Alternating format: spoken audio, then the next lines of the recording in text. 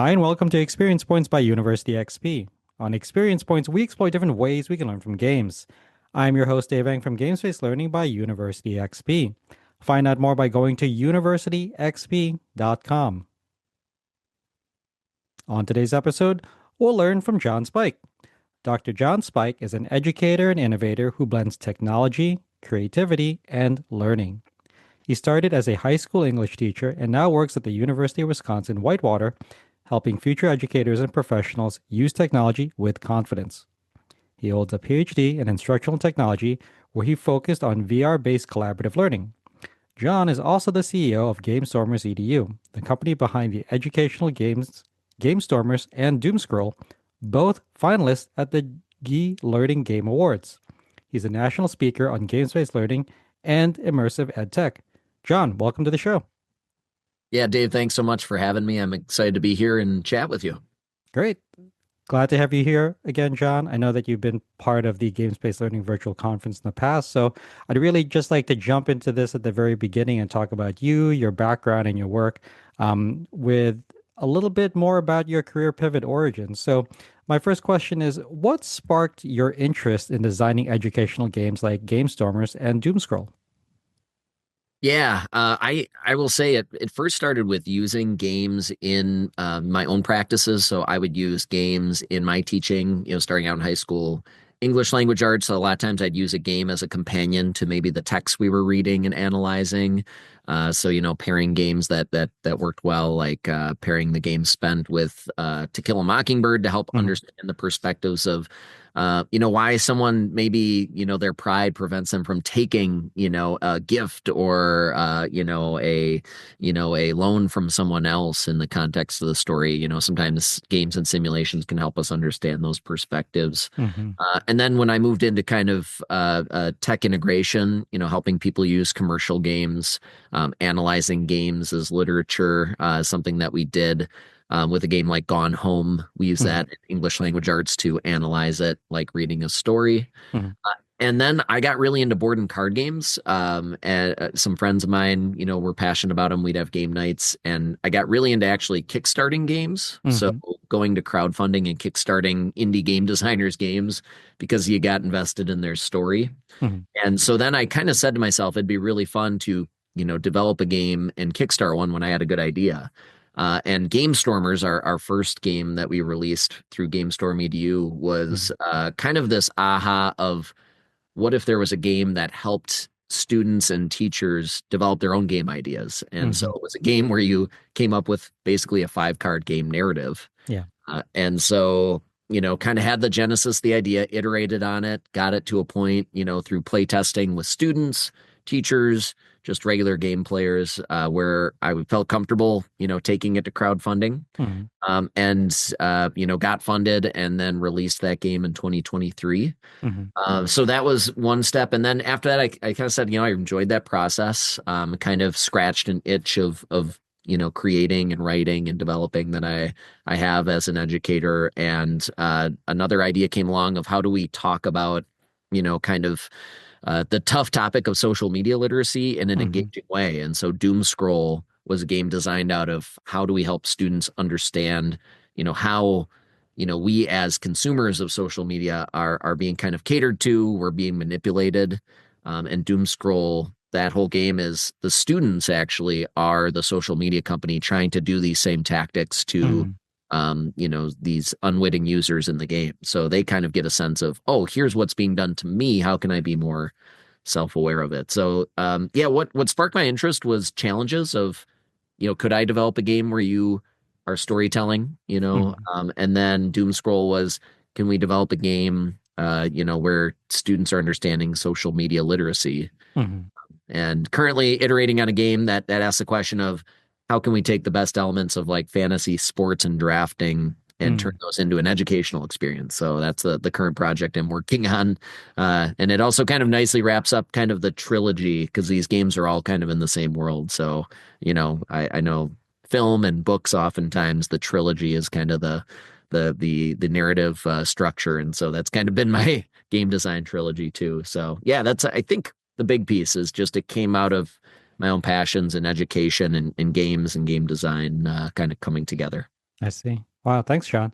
A couple follow-up questions. One, what do you have a working title for the fantasy sports game that you're working on right now? Yeah, so the working title right now is Fantasy Loot Brawl. Uh-huh. And I may pivot to Fantasy Loot Ball. Hmm. The Brawl was kind of a fun play on the Yeah. fantasy football. Hmm. There is a game out there called Fantasy Brawl, and I don't know if it'll be too markedly close where I don't want, us stepping on each other's toes. So I'm kind of kicking that around. But that Fantasy Loot and either Brawl or Ball. But Hmm. right now it's Brawl. And yeah, at developing that, I'm actually getting ready to send prototypes out to a variety of schools across the country to play test it. I see. So that's kind of the backstory to And that. with Doom Scrollers and Fantasy Loot Brawl, I guess for the meantime, are these all tabletop games? Yep, all Yeah. three Yeah.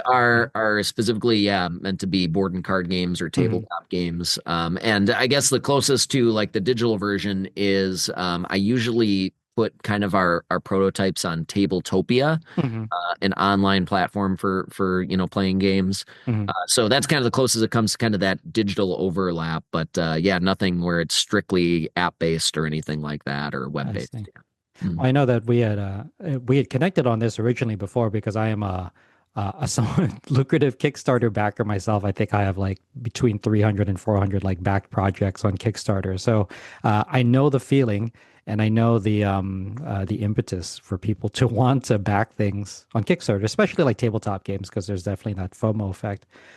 But another part I wanted to ask you about, John, before, and this has kind of come up as a theme with other educators and designers I've talked to in the field. You talked about specifically like media literacy.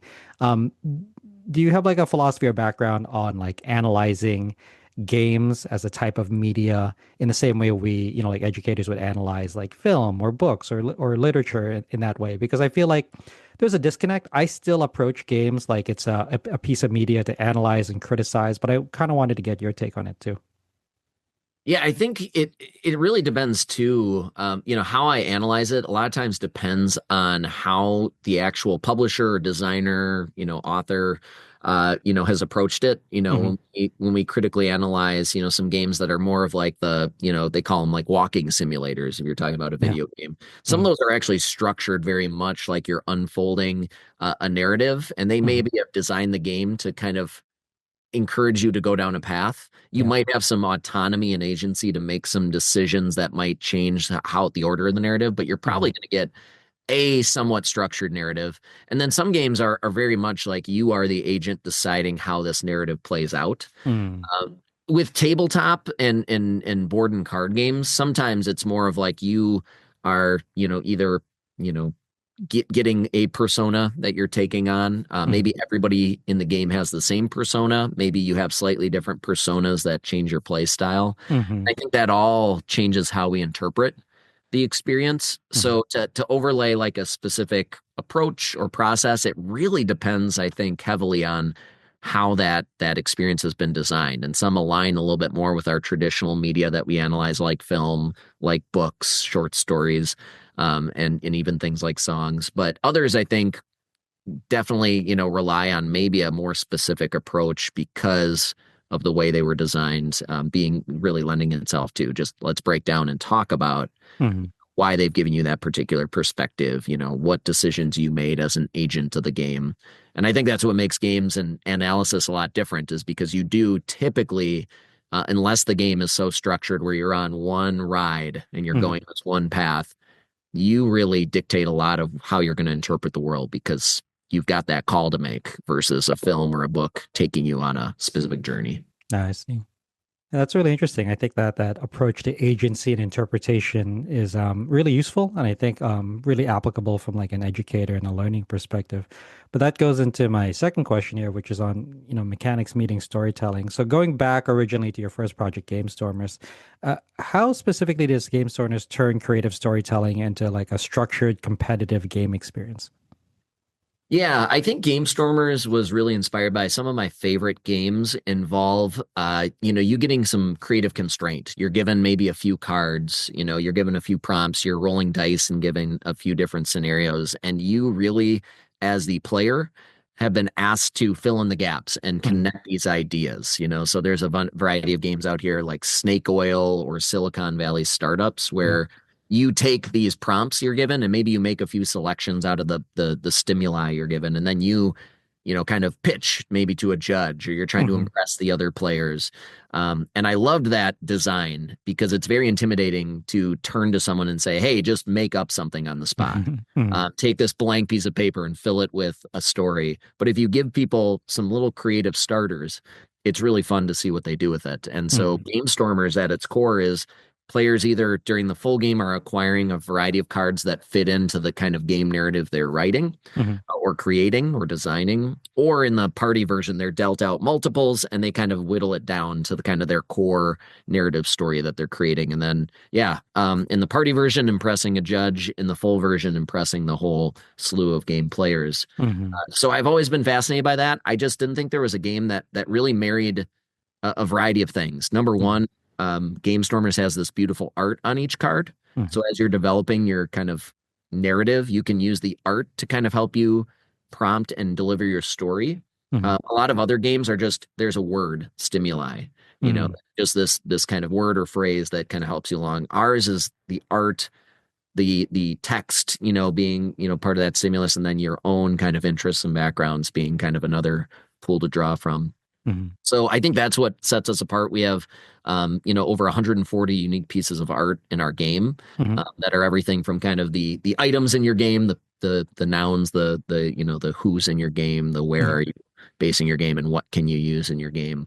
And then we also have these mechanics cards, which are kind of the what can you do, what gets in your way, what are obstacles you have to overcome, uh, Hmm. and those all that art helps for a variety of reasons. Again, another stimuli to get your creative juices flowing. But then also our game, we put ages 9 and up on the box, but I've Hmm. had kids as young as 6 and 7 Hmm. engaging in the game because the art allows them to overcome the barrier of maybe not having the context of what the card says.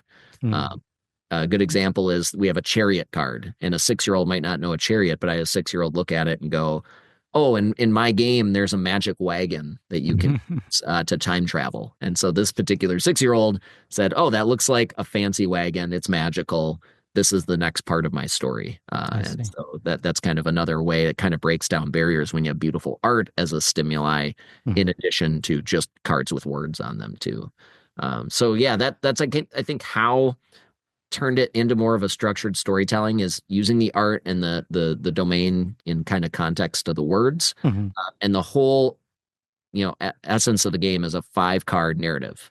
I Could be see. a game narrative, could be a film narrative, book narrative. Hmm. That's the other thing too, is we don't really discriminate on what people want to create. If they're not Hmm. gamers, tell your novel idea. If you Hmm. are a gamer, build out, flesh out your video game, your card game, your tabletop game. I see. Thanks, John. Uh, I know that the overall like narrative structure, it seems like it's very well scaffolded. Those players and learners that may not be very comfortable or maybe adamant about creating like their own creative experience might be a little bit more hesitant to play. It's been a while since I've seen the actual demo and your actual presentation from the conference, but for those that are listening that may not be completely familiar with the game, would it be reductive to say that it is similar to like the Mad Lib structure of like filling in the blank, or would you say that this kind of Game Stormers really iterates on that by creating, again, you're limited to like a 5 card structure for your narrative, but the ways in order in which it's structured with both words and graphics and images and illustrations kind of iterates on, like what, other people might call Mad Libs.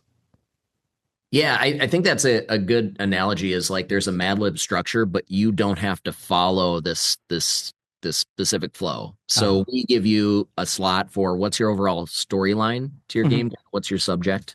And so you fill in one storyline, and then you've got slots for 2 items, which are your nouns, people, places, things. We just call them items because it fits more of that game, Mhm. context. And then we say you've got a slots for 2 mechanics, which are your verbs. So very much Mad Libby, and that those terms are kind of placeholders.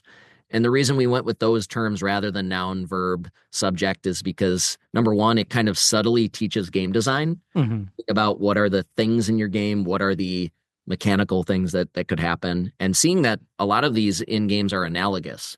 Ah. So, a malfunction is analogous to a mechanic in a game of like you get the malfunction card, it's part of your narrative, but that's also a mechanic of your game of something goes wrong and you have to repair your ship maybe within Mm-hmm. it, right? So we're getting the players to think in kind of the metaphors of game design. We'll Mm-hmm. do that. But yeah, it is very Mad Lib of you get this board, it has 5 slots. Mm-hmm. We have said you're putting 2 of the items, 2 of the mechanics, and 1 of the storylines in. However, how you weave those together, it's entirely up to you. The first question I get is, do I have to start in order and go through? And I say, no, weave the cards together however you best see fit. And that's part of the magic of it is seeing how people ping pong around to make all of this narrative structure work in the game they're designing.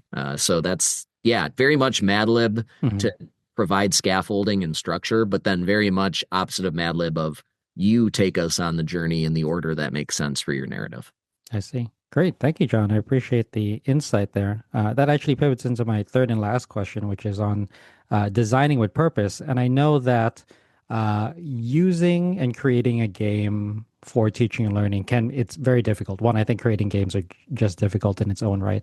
And I think particularly for educators that are new to games-based learning, it can be, especially daunting. So I like the fact that you're able to kind of simplify this entire aspect into this 5 card structure, which I think makes it very approachable and applicable for both learners and educators alike. But overall, what would you say is the biggest challenges in making educational games both fun and genuinely effective? Because I think to approach either one of them is very difficult, but to do both is incredibly challenging.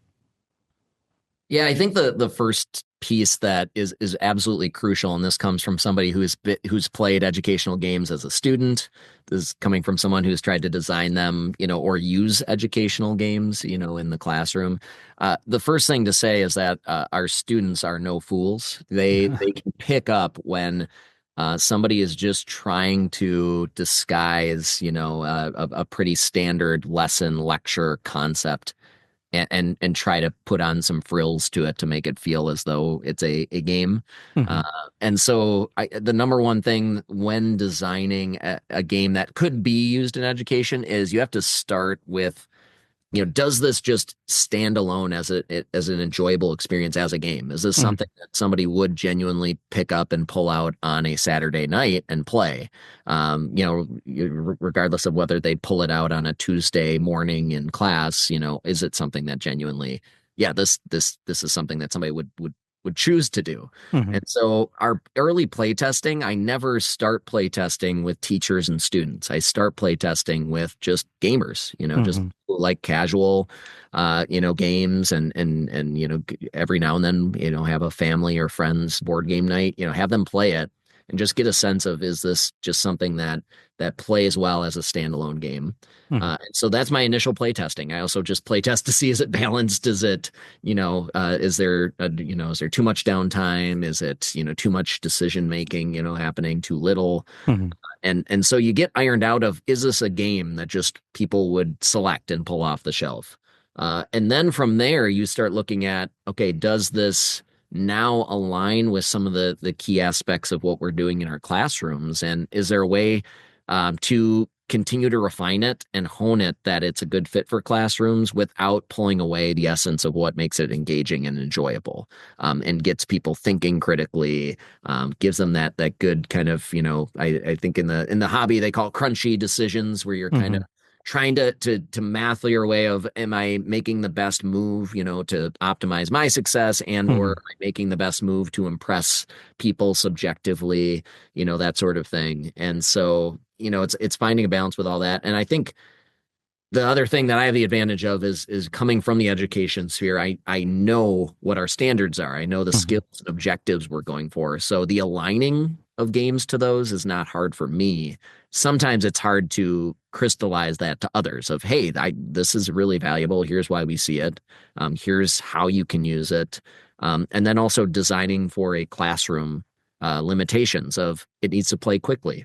It needs Yes. to be an easy teach. Hmm. It needs to, be something that the teacher could maybe set and forget and let the students take the lead on.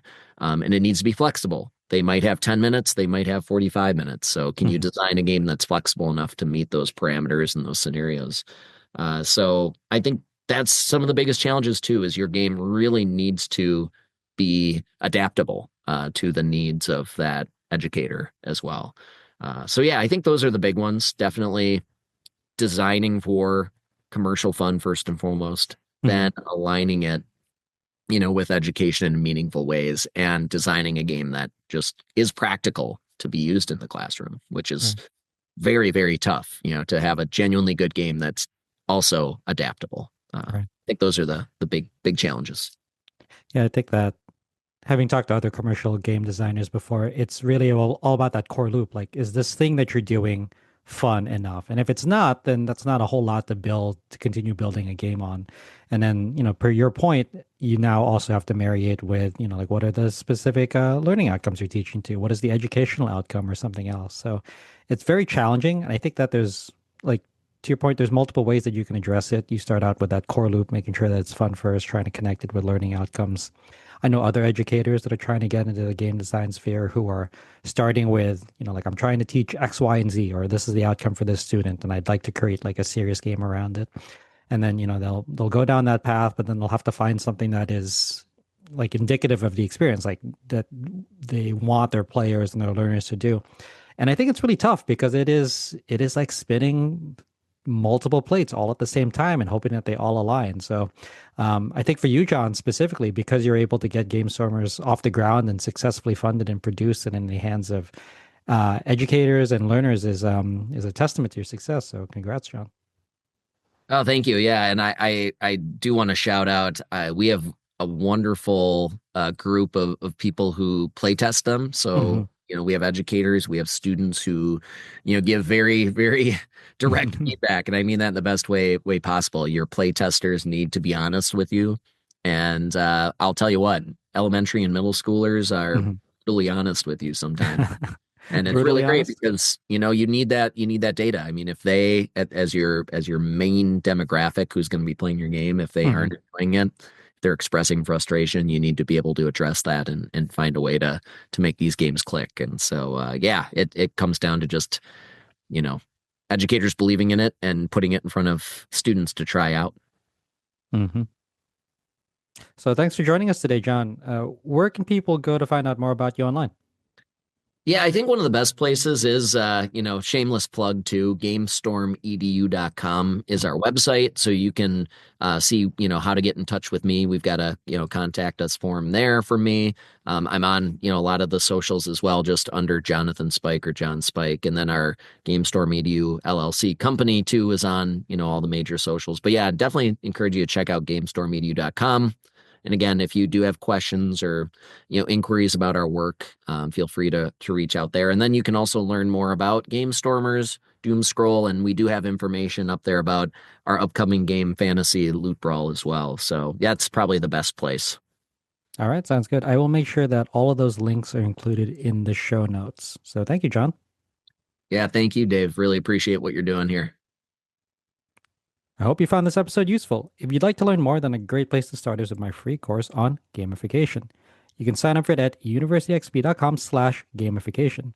You can also get a full transcript of this episode, including links to references in the description or show notes. Thanks for joining us. Again, I'm your host, Dave Eng from GameSpace Learning by University XP. On Experience Points, we explore different ways we can learn from games.